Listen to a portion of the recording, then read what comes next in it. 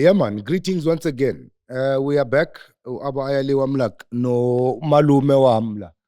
Ubabu Piti Gantuli, artist, poet, return exile, philosopher, father, brother to many, mentor, teacher, leader.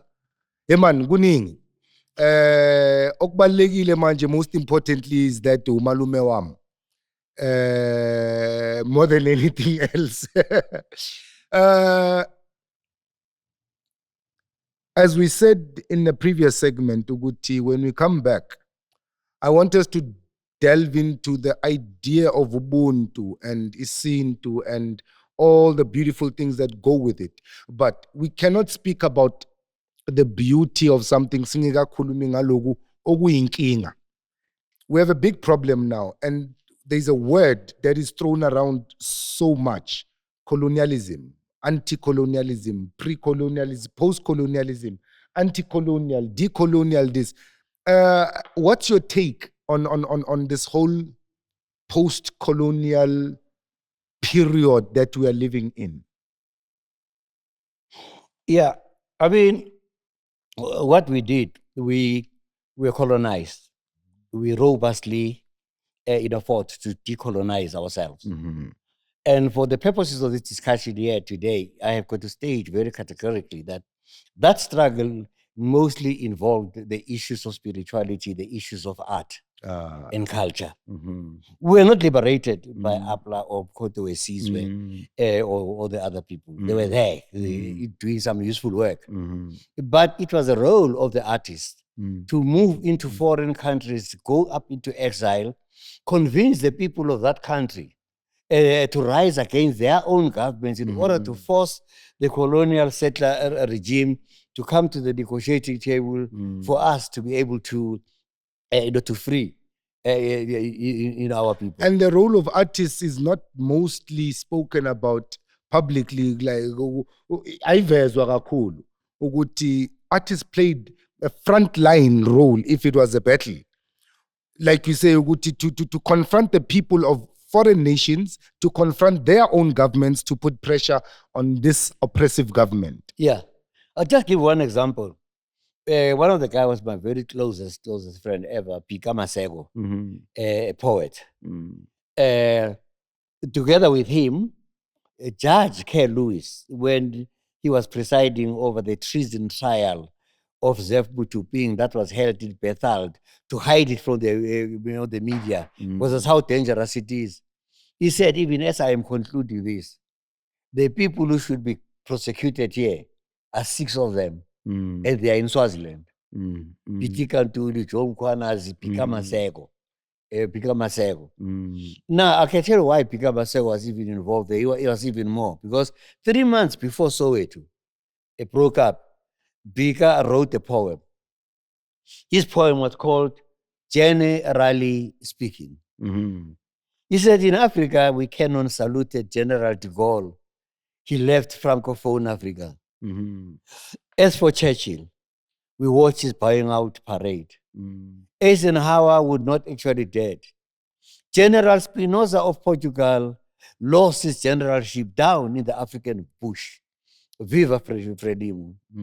As for the founders of their racist barracks, General Botha, General Smuts, General Herzog, it is time for us to take cover. For generally speaking, the best of the generals is a general uprising. That's Pika Masego for you. The same guy who was, when we were sitting there, being hunted by helicopters around in Swaziland, and he was saying, look at those mosquitoes that are flying over there. We said, they are not mosquitoes, those are helicopters. He says, what's the difference? Where mosquitoes is a bloody stinging helicopter using expensive fuel, our blood. So that's the context that I would really like us to tackle, to look at. So we have said that we oppressed, some of us went over into exile. When we went to exile, I was not working here for a pension. I was not working here that when I come back, I am just going to get in a pension. I'm not actually, even serving. I'm more consumed by the paid that my people are, that I have to make my contribution, to it. So whatever else, it is. And now, being imprisoned, being in exile, which is a traumatizing thing. You hardly even speak your language. The way in which you think, the thing that you think are totally different. That's another thing that made me also take a very great interest in neuroscience and in neurology as to what happens up in it. So for the purposes of what we're coming back, I want to read this. It's called Neural Echoes of Resistance. I am a neurosurgeon nestling in the minds of professors in search of true intellectuals in my country. As national interest picks up, a student said to me, "Looking for intellectuals?" I said, "Yes." Says, "You're looking in the wrong place. Try a microscope." Oh, Lord, I did. Peering into the minuscule, searching for brilliance in fragments, found a few, invited them to think, to challenge the silence, to awaken dormant minds and contribute to the national dialogue.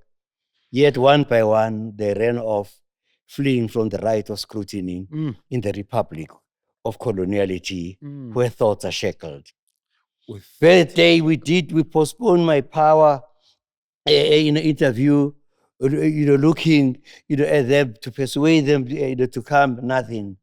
As I said, that who does not think? Why are they running away? In a land where shadows loom large, where the intellect is the dangerous game, and the cost of truth is too high, I sought the brave among the timid, the voices that dared to dream, but they vanished like whispers, leaving echoes of what could be. Only 6 remained. Those who have been watchdogs guarding the fragile synapses and the carnage that unfolded, dreaming to recover the source of the flowing river of freedom and justice, a neural network of hope, where every thought is a pulse and every idea a lifetime. Yo.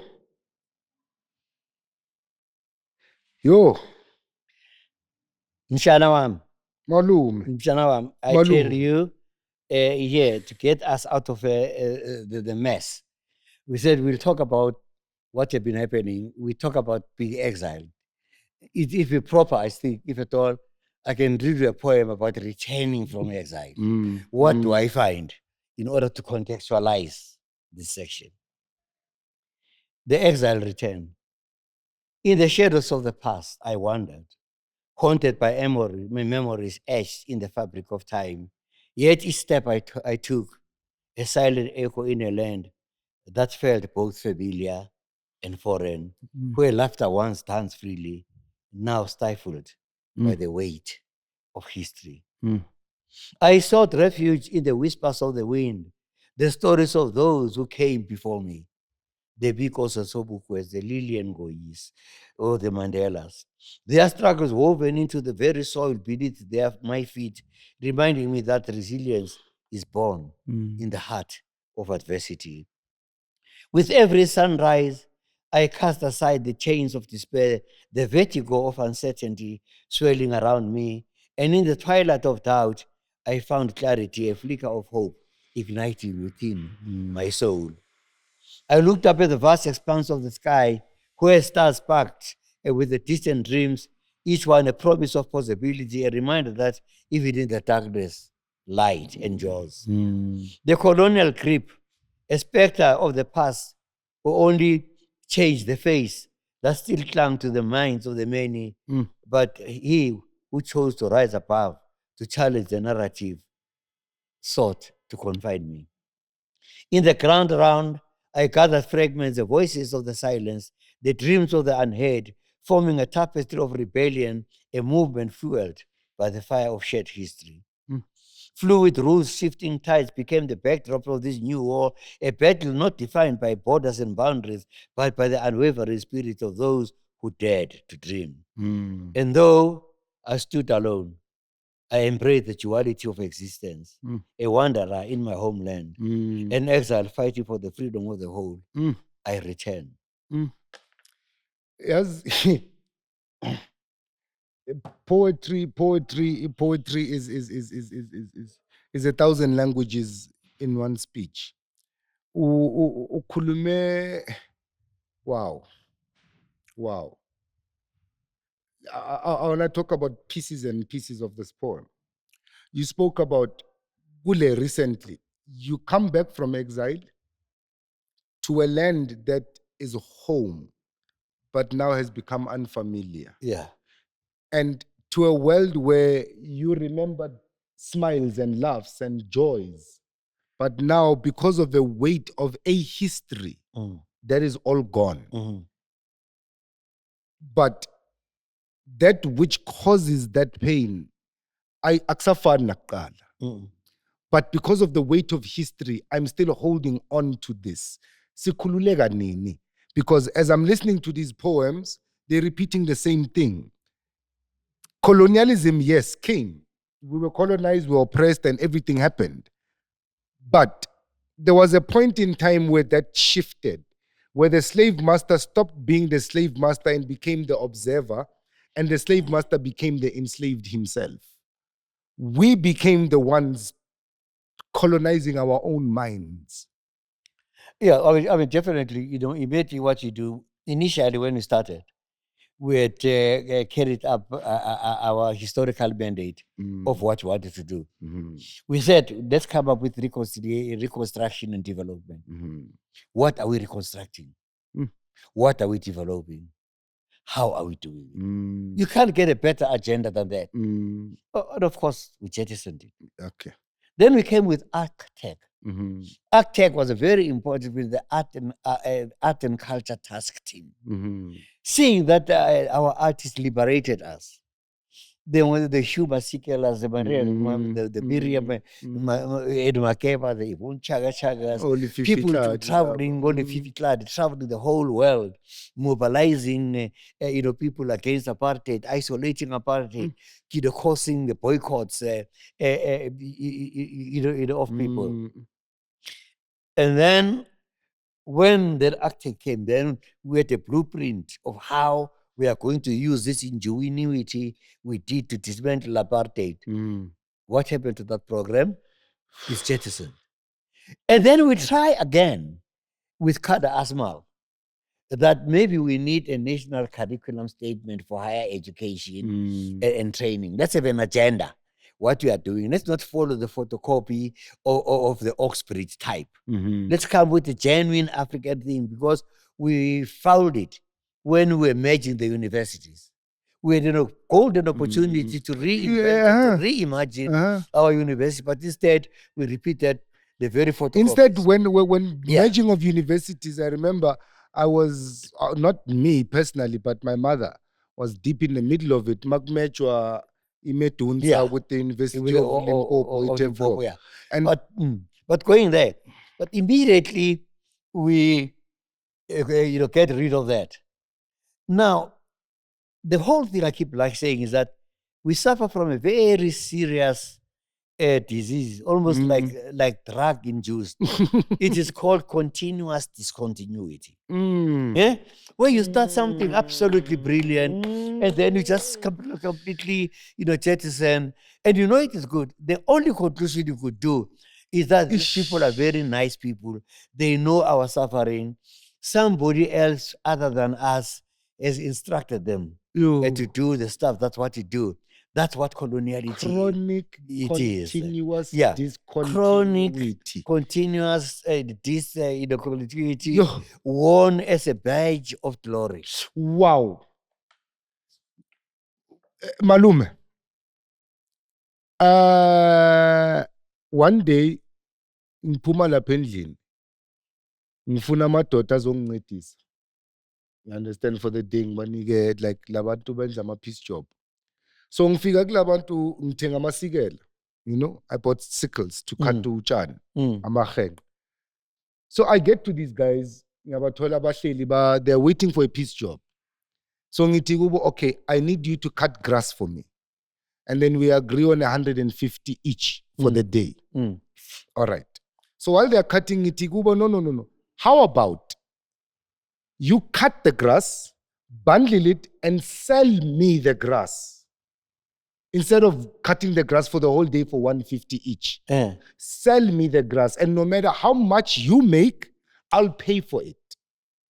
You cut it, then you package it. You cut it, package it into bundles, and then charge me per bundle. They said, no, they can't do that. They'll rather cut the grass, and we agreed on 150. Okay, I said, no problem. So while they're cutting, I see someone else cutting grass on his own, just not far from them, a stone throw away. So I approach this man and say, no, I want grass. He charges me per bundle. I say, good, no problem. We make a deal. I bring my van, collect the grass. But these are watching. I pay him. I paid him what? What was it? 1,300, 1,700. Now I say to these guys, because now the grass that they were cutting, I think we did 3 loads with that grass. And the 1,700, that one man was only 1 load. And I did 3 loads with these guys. Now I asked them at the end of the day, when I'm paying them 150 each, Nitigubo, how much do you think you would have made in 3 loads, 11? Because that man right there, he made 1 load 1,700. He's going home with 1,700. You are going home with 150 each.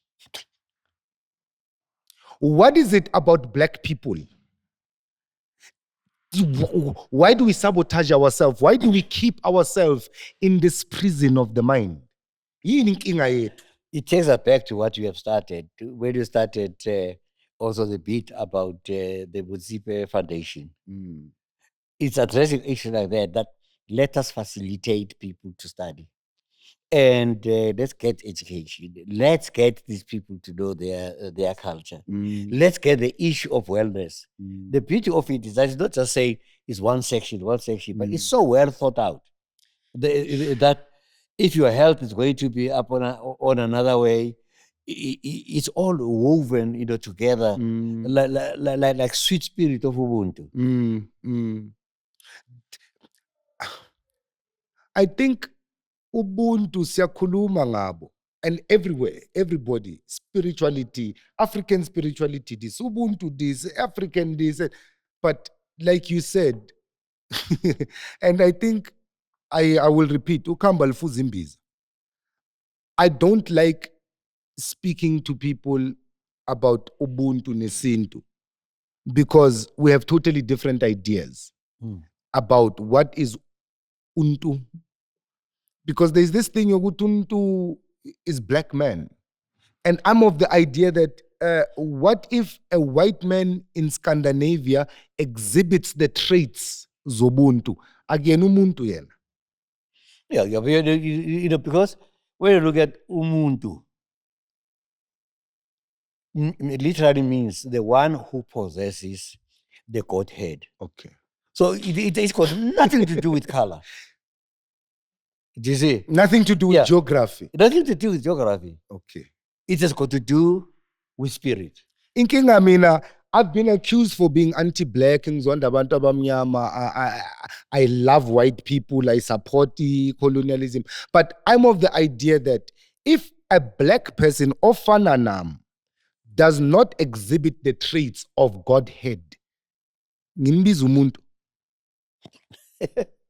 Yeah, it's very difficult, to do that. I mean, it's like, let me give just an example. Some years ago, I was sitting in here. We're not in this space. We're in another space. And we're owing rent, and we're going to be chucked out of it. I was scratching up my head. Then I meet this friend of mine that I know, billionaire. While we were sitting down there, enjoying and talking and having nice drink, he says something interesting. I said, how is your life? He said, I've enriched myself so much that I can't even begin to imagine how can I further enrich myself. I am just sitting there. This is what I want. And this guy is got this thing. And this guy is sitting in here. We are equal. We are just simply both human beings. Not because I wanted his money. I wouldn't want money from a miserable person like that. But to have that kind of a thought, that I could sit here and know that I've got 1,000 in 500 bicycles. And there's somebody there who's walking up on foot. And I'm sitting with them and I'm saying, I've got 1,000 of these things. I produce so many, I can't even think of producing anymore. Bye-bye. For me, it is that kind of a mentality where the Ubuntu is not there. When we say Ubuntu, again, we seem like we are putting it down. Let's reduce it to a simple thing, where the spirit is not there. For Ubuntu, it is that spirit. Bela, that's it. You did nothing more than that. Now, we are philosophers. I like to say, Tina, our problem is we like to philosophize simple concepts. And we miss the point, and we miss the meaning of these simple yet greatly complex concepts because we philosophize them. We want to say Ubuntu, and no, Ubuntu has to do with black power and black this and black. No, but Ubuntu is a universal spirit that is manifested in humanity. Whether you are in South Africa, whether you're in Scotland, whether you are in China, whether in Japan, as long as you are exhibiting the traits. Yeah. You don't even have to be part of a religious. You don't even have to be part of a religious You don't have to be organization. even a part of a religious movement. But if you are in a religious a movement and you understand what you are doing, then you are linking your ancestors. So a Christian can exhibit Ubuntu. Christian can Ubuntu. Do you see what's happening is that what is a key mark of what we do in the spirit of Ubuntu when we want to connect with the ancestors? We burn any in purple, not because we worship our ancestors. Okay. We burn in purple in order to induce them to speak to us, to the deity. You go to the Bible, Psalm 141, where God says, "Let your incense in purple yako, be my prayer." The Anglicans burn in purple. Everybody burn in purple, right? In one form or another. One form or another. So I was going to burn in purple with members of my family. Then I'm burning up in purple, and I say, this is one of them. They said to me, I would not have come in here if you knew we were going to burn in purple. You have ambushed me. Wow. You are taking me away. You are taking me away from my. You are taking me away from my. From God. From my faith. Yeah. Now, if you find that even people as close to me as I am, with all the knowledge that it is, would exhibit that kind of a thing, that's only then you are beginning to see how insidious this program of alienation from our culture, from our understanding, from all of these things. Yeah? I like to call it's alienation from self. It's separation from internal navigation. So now if you're separated from yourself, you'll begin to see differences where similarities are obvious. Yeah, similarities are obvious. Uzophikisana nomuntu ovumelana naye. Yeah. Because in Christianity, uvumelane nomuntu ophikisana naye, you're going to be confused because you are not even really sure about what you are standing for. Because honestly speaking, yes, history happened. Abelungu did what they did. But how many times did we do it to each other? Yeah. How many times did we do it to others? I mean, Shakespeare was one of the greatest writers, poets, storytellers in European history, right? Especially during those pre-Victorian ages. Shakespeare wrote about Macbeth. He was a black man. He wrote about Othello, who was a black man. And these are people who were occupying positions of aristocracy in Europe. Yeah, but there, if we look at the 8th, 9th century, the very Britain, before it became barbarian, it was ruled by what you can call today biracial people. Exactly. They were not just white people. They were not just white biracial people. Exactly. Because people there treated each other, they married, they got their children. There was no issue of Newtonian physics and binary this binary world. opposite. We are reading that into the history of Egypt now. Exactly. All of this is, We are forcing it into a history where it never existed. Because we are reacting with our apartheid and colonial mentalities rather than looking at these things as you must remember Newtonian science, and we said in the very beginning, we are speaking quantum mechanics here, we are speaking quantum physics, we are speaking metaphysics, we are speaking a science that is beyond just what is written in a textbook. We are speaking life. The metaphysical. We are speaking Ubuntu, because that's what Ubuntu essentially is about. It's the study of that which is not obvious to the physical eye, which is spirit.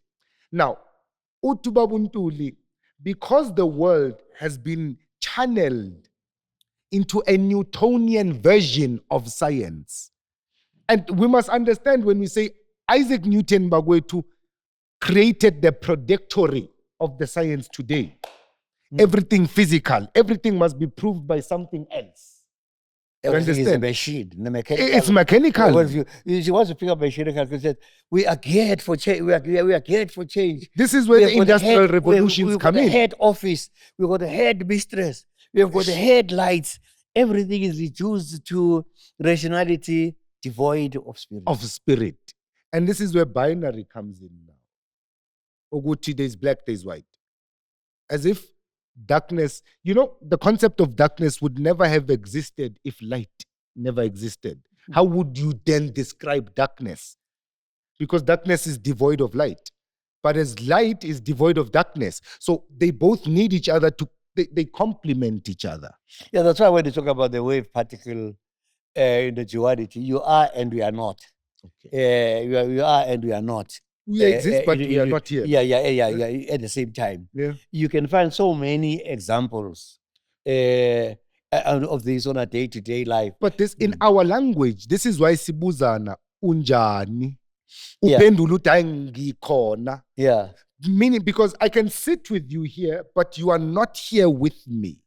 Yeah, like if at all I'm to see Tabelo, and I said to Tabelo, hey, Ligai, now how can it's stupid? It's stupid.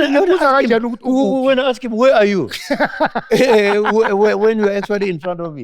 But we never think beyond the fact that I am asking a metaphysical question. It's a metaphysical question. In terms of spiritual. It's a time and space. It's a quantum reality. Where are you? How do you relate? I don't even call you alone. I'm calling you in the plural. I'm asking you, your family, the world you are, the community in which you are, and the world in which you are, which you don't divide into black and white, but offer humanity the spirit. Malume. We are Africans, we do it our own way. Tembe, angazinomu na. Angazinomu lalele Tembe ngoba this is a battle that I think we have been fighting now for some time. Nomaleka uyazi na ukuthi ngathekelwa lento ukuthi kuba ngathi I'm watering down the strife and the struggle for black man. Ganti no. We don't have to struggle for that anymore. Why must we? The thing is, Willem Hegel, right? If we're going to be political about it, Willem Hegel created a system that is used all the time in political circles. It's called Hegelianism. Thesis, one side, antithesis on the other, and then you watch them fight. And once they are fighting enough and they are desperate for a solution, you come with the synthesis. Yeah.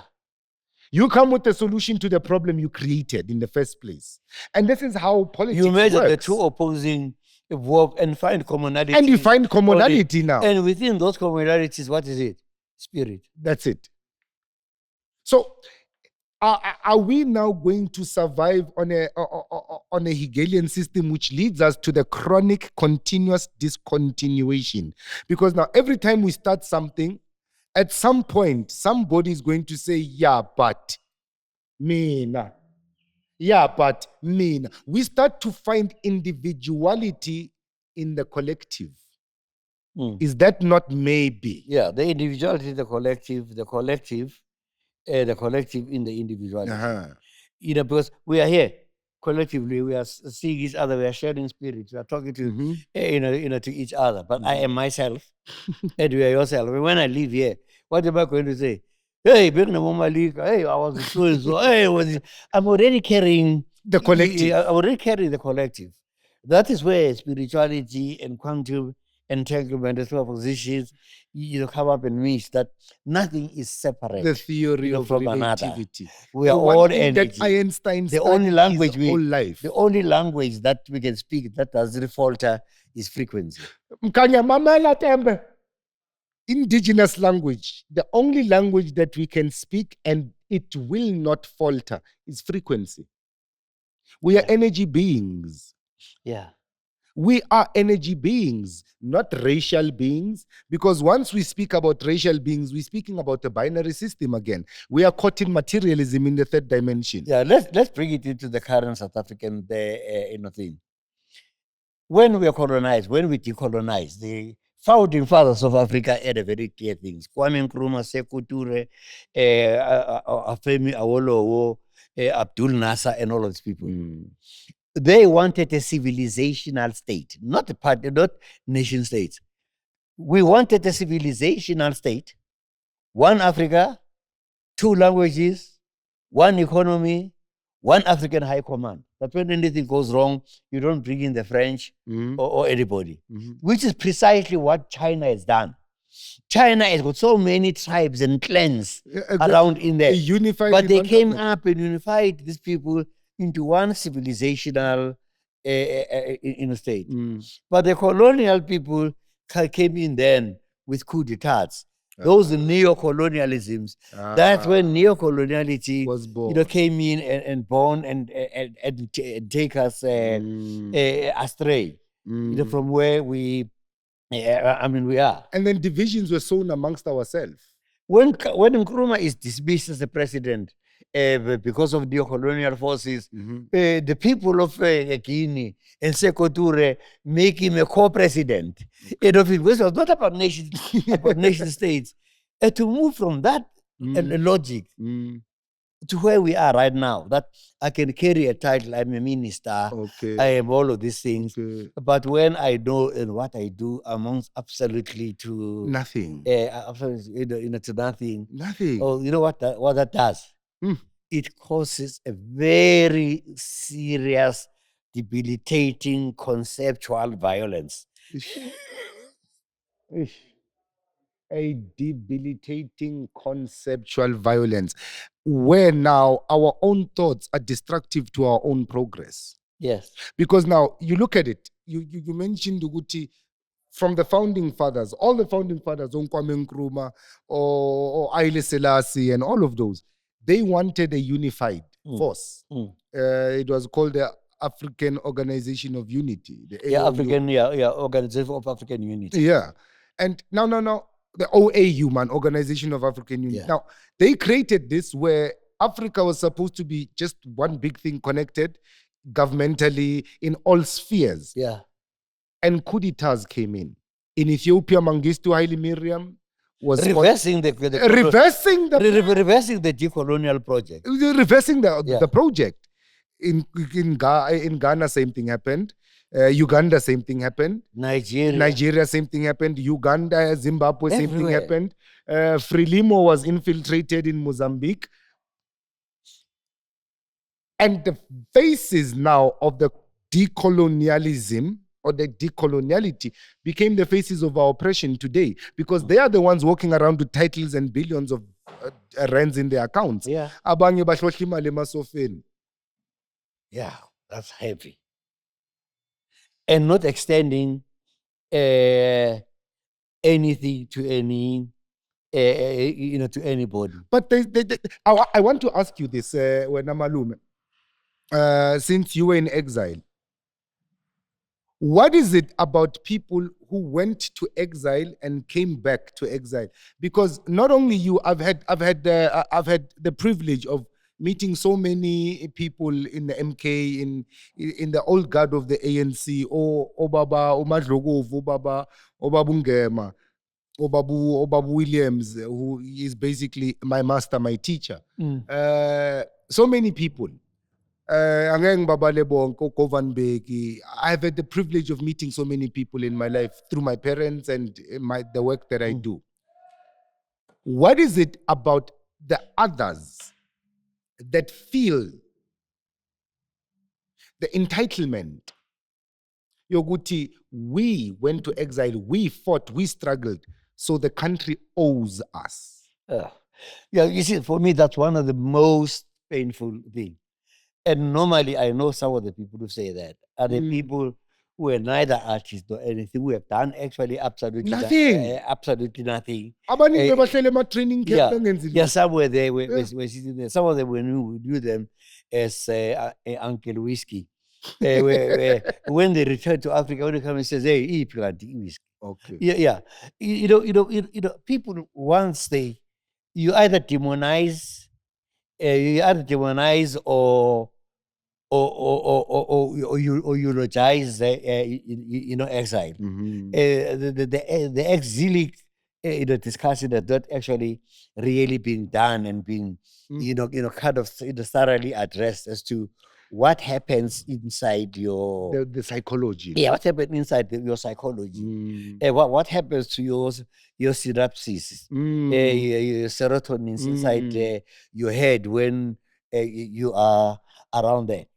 And others think that we went there and we got educated, we got degrees, therefore we were privileged. People. How many prison doors have I actually been locked with? Even in Africa, people, some of them thinking I may even be an apartheid spy. I've got to prove you have got to prove yourself. Wherever you are, you can't get a job. We are not breed. You have got to. The only way I could live was to look for a scholarship. If I get a scholarship, then at least I'll get money for the scholarship. And in the process of getting the scholarship, then I'm getting educated. And some of the courses I had to leave them, even if I was doing brilliantly well, because as I'm doing that call, I will get a thing that you are needed in this part of Africa where I am known and there's a crisis. I have to choose between doing that class and then the sacrifices that you really make, the insults that you I remember that you get. When I was in London, in England, 98, early 90, late 97, 98, 99. There was a woman there, Umam Nomsa. She was part of the exile, the exiles now, but she settled in England here in London. So visiting her, I know her through my mother. I ended up becoming friends with her son. But the stories that they would tell, there was a love-hate relationship between the power, the so-called leaders of the liberation struggle, and the actual people they used on their missions. Because Omam Nomsa, how they got left behind in London to have to settle is when everyone else, when they came back to South Africa, they were left behind, ababizwang. But they were the ones who were used, like you say, because now you have an influence in a certain study, or you have access to certain groups of people or certain events. They would use you to get to that for either the ANC's missions, but then after that they forgot all about you. Yeah, but I wonder about that. Because when I was in London, I was very, very, very close to the ANC, PAC. I had reached a stage where that party politics did not mean much, to me, because we were just, broad, churches. I know that when, freedom was there, the ANC also publicized everywhere that we are, the embassy is free, people should go there. Those who didn't want to come, some of them stayed, they didn't want to come. Others for very obvious, very obvious reasons, right? There are people who betrayed us. There are people who betrayed us, and we knew they betrayed us, and they knew that we knew that they betrayed us. So they will stay. And those that will stay will say, no, the ANC or the PhD did not bring us back. They've really left us behind.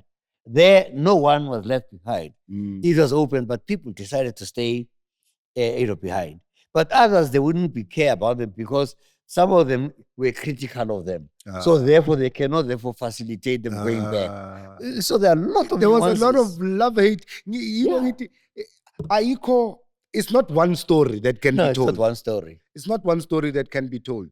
I remember one day I was taking a lift from Amanskral coming to Pretoria, and I happened to catch a lift from Omunyu Baba, who was a veteran MK.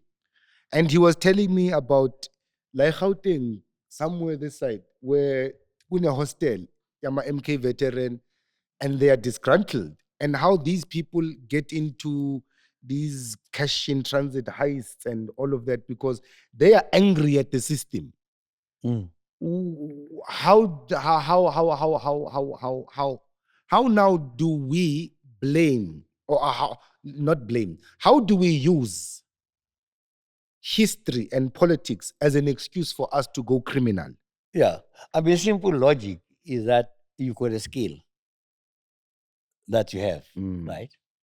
That skill could be a very dangerous skill if you use it badly.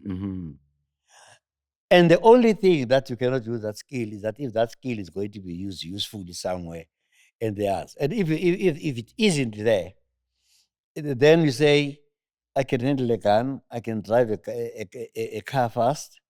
My children are starving there, my neighbors are starving in there, and I don't like these very rich white people. Let me organize a few friends, then we are going to do a very big armed robbery. We become Robin Hood, and we are going to distribute.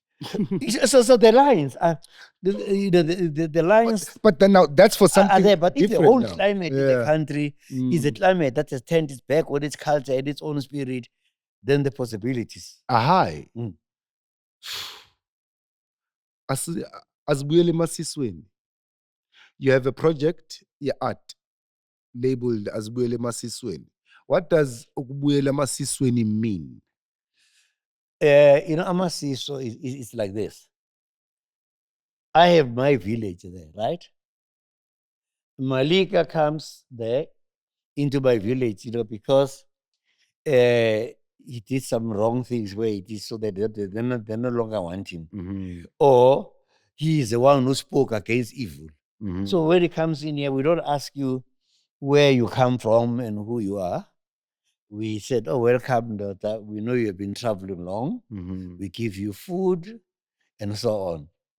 And said, you are tired, so we'll give you that room there. You can rest up into that room and just stay with us. When it's time for you to go wherever you want to go, you will let us know. Now, if 3 weeks pass and you have not told us that you are going, now we know that yeah. So we said, hey guys, we are going to the fields to go and are you coming? You say yes, we give you a hole, you could go. And then as we start working up on it, we said, this is my patch, this is my patch. Therefore, if you are going to stay with us, fend for yourself. There is your patch, here are the things. That's why we will talk about the Masiswe, right? And then we'll give you a cow so that you can get your milk. Malika. Yeah. So we give you a cow so that when that cow gets pregnant, the calf of that cow must come back, go back to where the cow inkomo yenqoma. inkomo yenqoma. Ibuyela where ibuya kumniniyo. DC. So now now when you talk about then a land like we are, that's a land that African has already, economy. that has already been taken and colonized. When I say you are saying return our land back to us, return what belongs to us, let it come onto us. Let's go back to the source. That's exactly what it means. Let's go back to the source. And going back to the source, To retreat is not to flee. It's to there to go and gain strength. So as we are returning to the source of our creativity to pick up the strands and to find out where we got lost until we got to where we are at. That is why at the first place is that I could not, as an African, do it alone. I had to get 33 collaborators. I said, Spongile Kumalo, here is the clip here. You compose a song for me, you write a poem for me. Hey, Yvonne Chaga Chaga, there you are. Napo Mashiane, Nguki Wationgo, Kwesi Ousu. 33 people who reacted to it as an African. You can't do anything alone. Yeah. So, after everything having done all of that thing, is it ironic that it is locked up here into this room where the whole world actually is? Because the people, sometimes I said, when I look at these people who are ruling, I sometimes sit down when I'm good with my friends. I remember when I was with James Baldwin. I remember when I was with Credo Mutua. I remember when I was with Ezekiel Mpahlele. I remember when I was with Chinua Achebe. I remember when I was listening, what you were talking about, and I look at them and think about them, what we don't even talk about. Isn't it painful? So I didn't realize that ignorance hurts so much. Malume, ignorance is the greatest sin in the world. They say ignorance is bliss, but ignorance is the worst thing that could happen to humankind. Yeah. Do you know why ignorance is the worst thing? Because you know the truth that is in front of you, but you ignore it. Okay.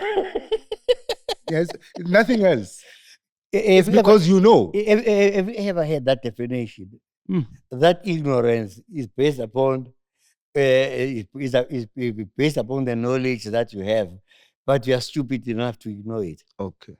If I'm in a confusion, you cannot be confused if you only know one truth or you only know one side of a story. You're only confused when you know two sides. Now you need to choose which one is relevant for you. Yeah. Conflict, confluence, conference. It's all about the meeting of spirits. It's all about the meeting. Okay. Do you see where we lost the language? What do we call our ministers? They are ministers, right? To minister means to serve. That's exactly what it is. That's all. Now, how do you call somebody who serves you? Ngongosh. We are lost. Ngoba lo muntu i-servant yakho. He's supposed to minister to you. Yeah. Yena kumele athi ngqongqoshe kuwe, athi ngihlonishwa kuwe.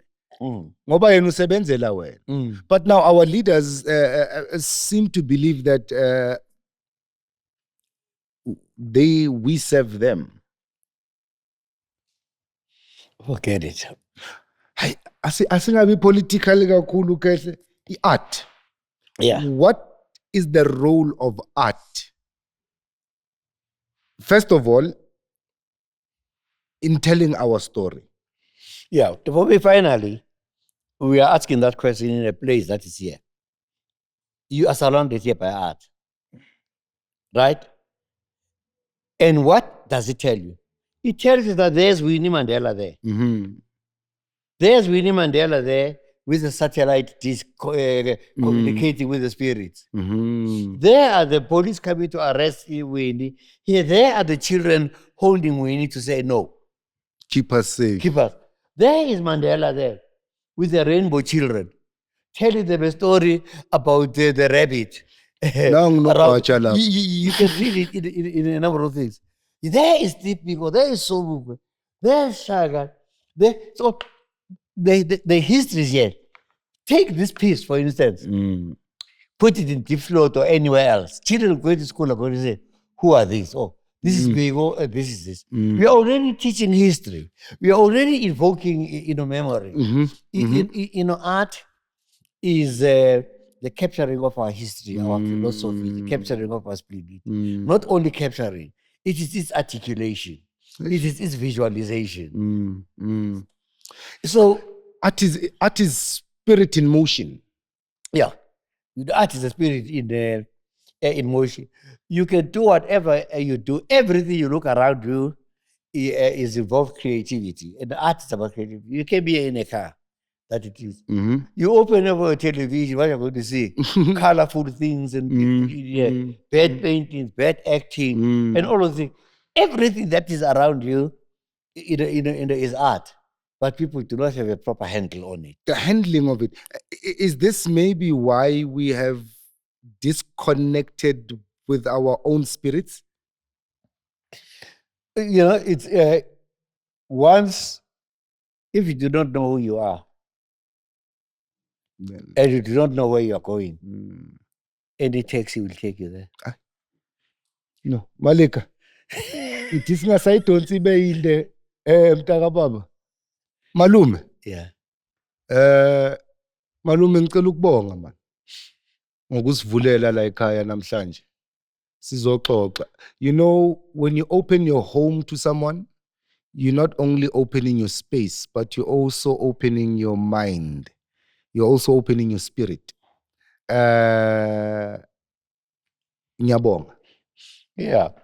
But thank you guys for coming. As Jonathan will tell you, that's how the Spirit of Ubuntu guides us. Nakho-ke. Uyisivakashi kanye. We are also going to. So when you're here, when you say, hey, I'm coming, whether you'll find me or you won't find me, when you're coming, no one's going to say you don't. You'll come here looking for me and get disappointed in finding this. Yeah, these guys, you think they are nice. Immediately you disappear from here. There's nothing that I do or say is right.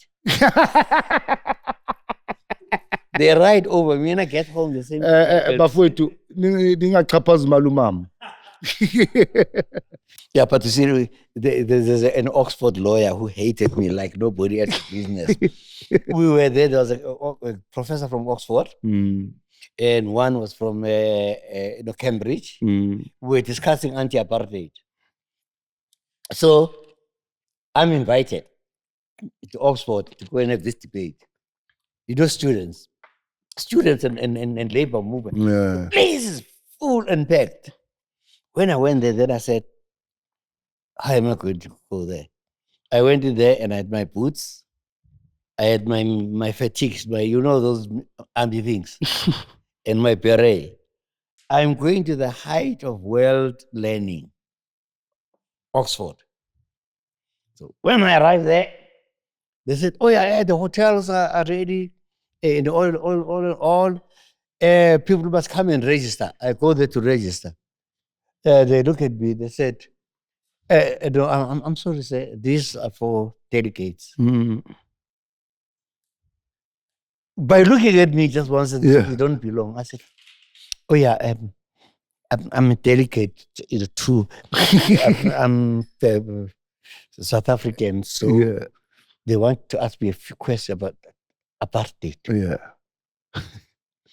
Then he looks at me, looks at the others. He says, your name? I said, my name is Pitikandul. Well, it looks. He says, but they put your name in the wrong place. I said, wait. They put my name with the speakers. But this secretary there really decided that I am not the type. You don't fit the don't fit the bar. So I said, before she goes to say to them this, I said, no, I know the speakers, the professors, they put me there because I'll sit next to them. Then when they want to ask a question about South Africa, they ask me. Oh yeah, oh no, I understand. I understand. Yeah. So lo and behold, when we get in there to go and get tea, the guy says,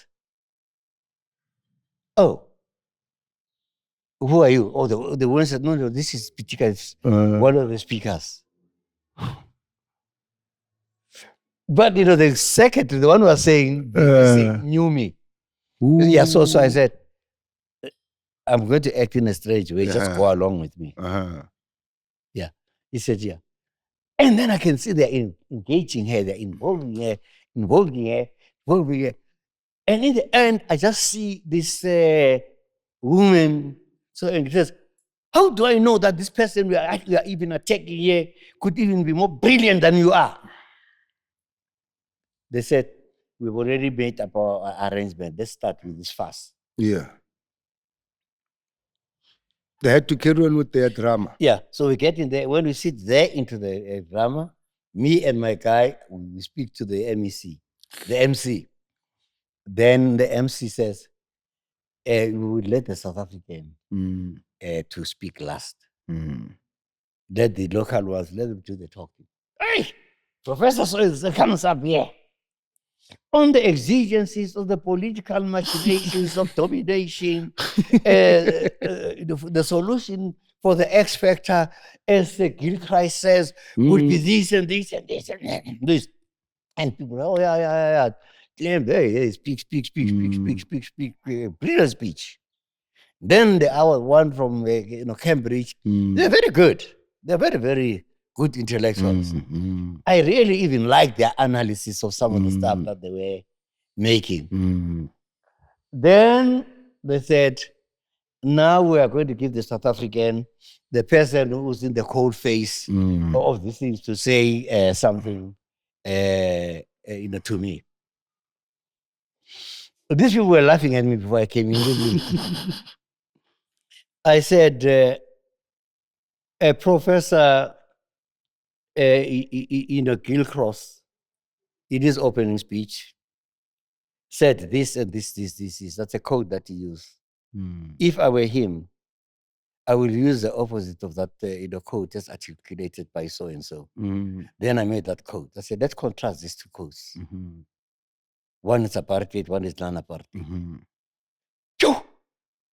The silence, the silence in the room. A black man can't speak like that. So whenever I said anything, I will quote a British, I'll quote the British, person. The things that they themselves cannot, do.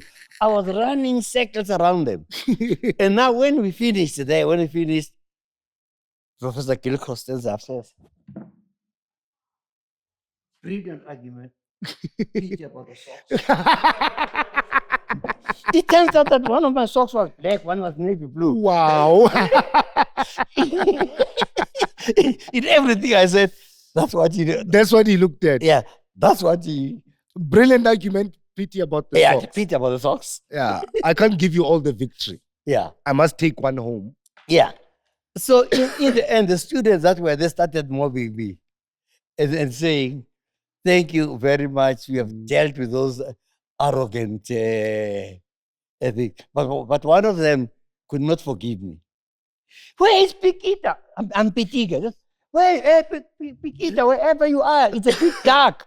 Smile so that I can see your face. I can see your teeth and know where you are.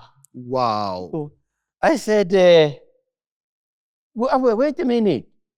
I didn't realize that here in Oxford, they allow dogs to fart words. I said, that is not civilized. That is not civilized. I said, sir, if I were you, I would not speak about what I have no idea about. Civilization. But in the end, we ended up being friends, Yeah. Because I needed them. No, it's intellectual jousting. Yeah, it's intellectual jousting. If you can't take it, if you can't take it, don't go there. Yeah. Malume, nasi sandla. Ngicela ukubonga. I'm going to do so much more. Sikhulumile kakhulu namhlanje. But I hope you'll pick up certain things and kind of work on your views, instead of looking at one side of a story and following narratives about things that were. And let's talk about things that are and things that could be. Give thanks.